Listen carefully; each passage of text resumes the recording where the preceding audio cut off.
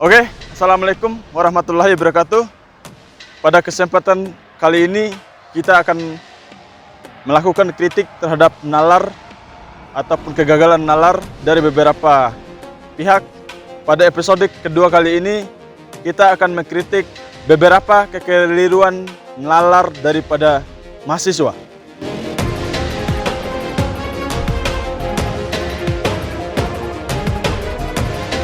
Pertama, kekeliruan nalar yang pertama adalah bagaimana kemudian mahasiswa takut untuk berbeda.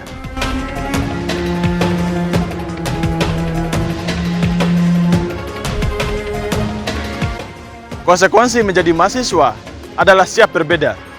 Karena menjadi mahasiswa adalah salah satu keputusan yang paling besar yang kemudian kita ambil dalam hidup kita. Karena menjadi mahasiswa adalah proses hijrah yang sangat besar yang kita lakukan. Dari pandangan yang berbasis dengan pandangan tradisional menuju pandangan yang berbasis pada bagaimana kemudian pengakuan akademik, pengakuan berdasarkan dalil dan hadis. Banyak hari ini kita temukan beberapa kasus ketika kemudian mahasiswa melihat beberapa kasus itu, mereka terkendala bagaimana kemudian mereka dikalahkan oleh pendapat orang banyak. Tetapi ini menjadi satu konsekuensi untuk menjadi mahasiswa. Mahasiswa harus siap berbeda, melihat beberapa fenomena masyarakat yang kemudian lebih banyak menentukan keputusan dengan sistem konsensus atau suara terbanyak. Tetapi mahasiswa tidak menentukan keputusan berdasarkan suara terbanyak, tetapi bagaimana kemudian pendekatan secara akademiknya. Misalnya dalam persoalan menentukan keputusan dalam agama, dia harus berbasis pada hadis, dia harus berbasis pada firman, dan dia harus berbasis pada bagaimana kemudian ulama melihat persoalan ini. Tidak berbasis pada asumsi, tidak berbasis pada apapun. Terlalu jauh kemudian kita menjalani proses pendidikan jika kita tidak mampu menanggung konsekuensi perbedaan dengan pendapat tradisional.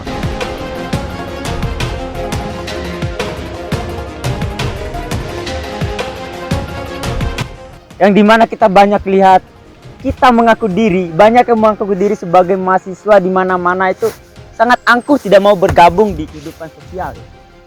Banyak yang tidak mau dalam hal-hal berkaitan dengan kegiatan-kegiatan masyarakat kecil, itu tidak mau gitu. Hanya karena takut pakaian kotor, hanya karena takut tangannya kotor untuk memegang hal-hal yang katanya itu kotor, katanya itu menjijikkan. Apakah itu yang dinamakan mahasiswa? Yang katanya kaum-kaum akademisi, yang katanya kaum-kaum penjemput ide di kota, penjemput konsep-konsep di kota, yang katanya kaum-kaum yang terdidik gitu. Jadi hal-hal tersebut yang sangat keliru dari mahasiswa sekarang. Oke, seperti kutipan Tan Malaka gitu. Apabila pemuda telah diberikan pendidikan dan merasa dirinya tinggi, angkuh, tidak mau bergaul dengan petani dan rakyat-rakyat sederhana yang memiliki cita-cita yang sederhana, maka lebih baik pendidikan tidak diberikan sama sekali. Buya Hamka pun pernah berkata, kita berasal dari bumi dan akan kembali pada bumi. Kenapa kita harus bersifat langit? Karena yang kita lihat, banyak kita lihat di luar sana, kita lebih mementingkan ilmu dan mengesampingkan adab. Kita menggaung-gaungkan kita memiliki ilmu yang tinggi, ilmu yang banyak, sedangkan adab, etika itu tidak kita rawat. Seharusnya mahasiswa harus ada seperti itu. Hal-hal tindakan-tindakan kecil di ruang lingkup sosial masyarakat itu harus dilakukan. Jadi begitu.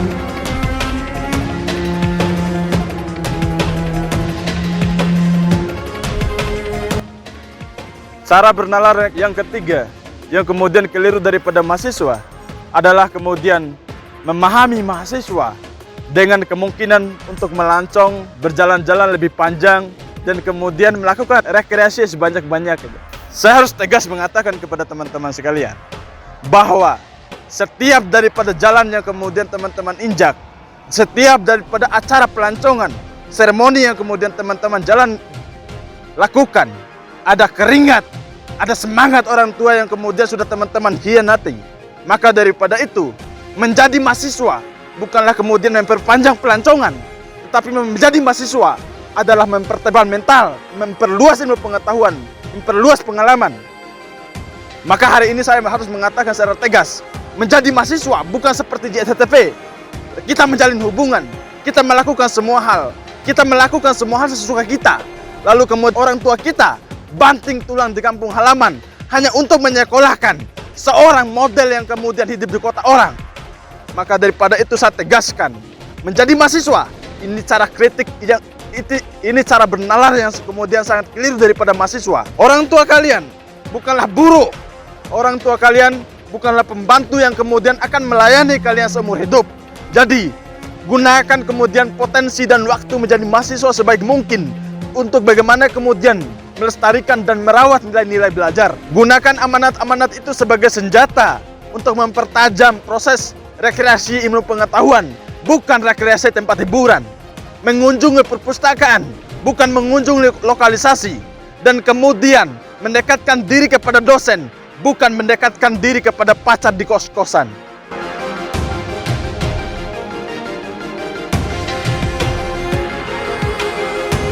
Kita banyak melihat mahasiswa-mahasiswa yang ngakunya saya kuliah di luar gitu, saya kuliah di daerah orang gitu. Tapi apa yang mereka bawa pulang? Mereka hanya membawa pulang pakaian bagus. Mereka hanya membawa pulang atribut-atribut yang dimana itu hanya ya tong kosong nyaring bunyinya gitu. Banyak yang katanya kaum akademisi menciptakan dirinya sebagai kaum-kaum asimilator gitu. Mereka menciptakan diri sebagai orang-orang yang hanya pintar menggaung apa yang orang katakan tanpa mengerti apa yang menjadi substansi apa yang mereka sampaikan. Jadi bisa kita sama-sama lihat ini tipe-tipe ataupun mahasiswa yang bertipe atribut saja. Mereka kalah dengan keinginan. Mereka tidak tahu apa menjadi kebutuhan. Mereka hanya bisa merengek kepada orang tua meminta bahwasanya, "Bu, saya ingin membeli tas baru. Bu, saya ingin membeli baju baru." Tanpa sadar, orang tua di kampung itu punya tidak uang di sana. Ya maka dari itu sebenarnya ini yang menjadi kritik keras bagi kita sebagai mahasiswa kawan-kawan sekalian. Kita tidak boleh menjadi mahasiswa atribut. Kita tidak boleh menjadi orang-orang yang menjajah orang tua kita hanya karena ingin memperbagus pakaian dan atribut-atribut lainnya demi gengsi dengan teman-teman yang lainnya. Maka dari itu hilangkan sifat keatribuan dari jiwa mahasiswa itu. Karena Tan Malaka juga pernah berkata, ketika tujuan pendidikan itu mempertajam kecerdasan, memperkukuh kemauan dan memperhalus perasaan, ya maka dari itu hal-hal seperti itu yang harus kita dalami. Tujuan kita berpendidikan untuk mempertajam kecerdasan, kita harus memperkukuh kemauan apa yang menjadi cita-cita orang-orang di kampung dan apa yang menjadi cita-cita orang tua. Dan juga kita memperhalus perasaan gimana caranya kita peka terhadap apa yang menjadi keresahan-keresahan orang-orang di sekitar kita gitu.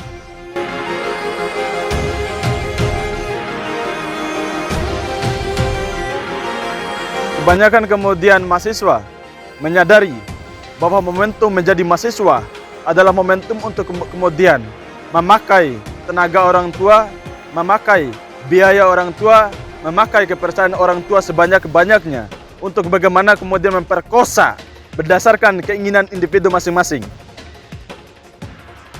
Oke, semua hal itu bukan kemudian momentum kita untuk menjajah kepercayaan orang tua, menjajah biaya orang tua kita, dan kemudian menjajah tenaga kita.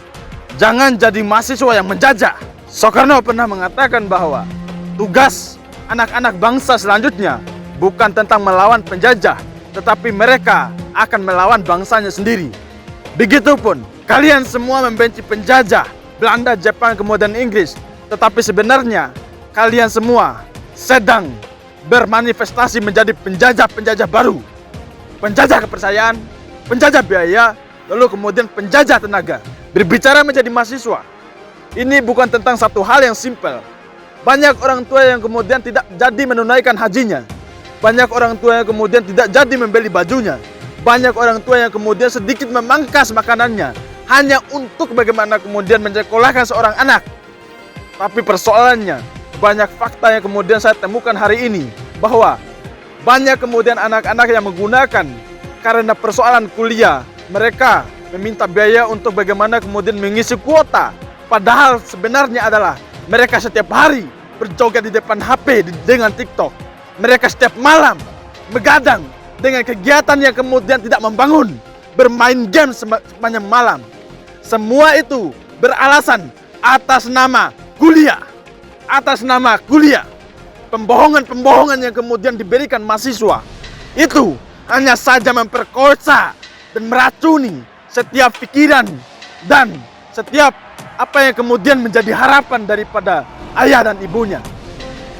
Menjadi mahasiswa bukan tentang momentum untuk bagaimana kemudian sepuasnya kita menjajah. Mahasiswa jangan mengisi kos-kosan kalian dengan baju yang bergelantungan, tetapi isilah kos-kosan kalian dengan buku-buku yang bercetakan. Mahasiswa jangan sering ke kafe, tetapi mendekatlah diri kepada perpustakaan. Mahasiswa jangan sering-sering jalan-jalan, tetapi kemudian lebih banyaklah hadir dan kemudian berguru kepada orang-orang yang lebih bisa. Momentum menjadi mahasiswa, sadar diri bahwa untuk menghasilkan 50.000 saja kita masih kesusahan, masih berinang air mata. Bagaimana dengan orang tua kita harus mengirimkan beratus-ratus ribu setiap bulan dengan beras, berkarung-karung setiap bulannya. Pernahkah kita berpikir tentang itu semua? Beberapa kritik nalar tadi semoga mencerahkan. Ini bukan dalam rangka mengkritik sesama mahasiswa, tetapi kami mengharapkan, kami tidak peduli tentang bagaimana kemudian gelar kalian. Kami tidak peduli tentang bagaimana kemudian alma mater kalian berbicara. Tetapi yang kami peduli, kualitas. Banyak kemudian mahasiswa yang lahir daripada perguruan tinggi yang besar. Banyak kemudian mahasiswa yang bergelar sampai dengan profesor. Tapi secara kualitas mereka tidak membuktikan. Danaro rasa, kampung halamannya tidak pernah mencicipi bagaimana kemudian pendidikan yang mereka cicipi. Apalagi untuk orang tuanya. Orang tuamu dihidupkan, orang tuamu diberi nyawa, bukan untuk kalian perkosa, tetapi untuk mengharapkan seorang anak yang bisa berbakti dan bisa mendoakan mereka. Sekian. Assalamualaikum warahmatullahi wabarakatuh.